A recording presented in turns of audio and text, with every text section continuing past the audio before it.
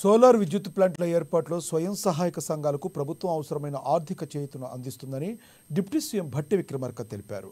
ప్రజాభవన్లో స్వయం సహాయక సంఘాల ద్వారా సోలార్ విద్యుత్ ప్లాంట్ల ఏర్పాటు ప్రగతిపై డిప్యూటీ సీఎం భట్టి విక్రమార్క మంత్రులు కొండా సురేఖ, ధనసరి సీతక్కలతో కలిసి వీడియో కాన్ఫరెన్స్ నిర్వహించారు. రాష్ట్రంలో రెన్యూవల్ ఎనర్జీ ఉత్పత్తికి అవసరమైన అంశాన్ని అధ్యయనం చేసి ఈ నెల 9న నూతన ఇంధన పాలసీ ప్రకటిస్తున్నామని చెప్పారు.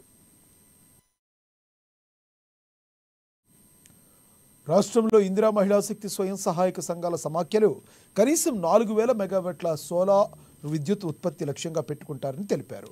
అవసరమైన పరికరాల కొనుగోలుకు సంఘాలకు బ్యాంకు రుణాలు సమకూర్చేలా అధికారులు, బ్యాంకర్లు చొరవ తీసుకోవాలన్నారు.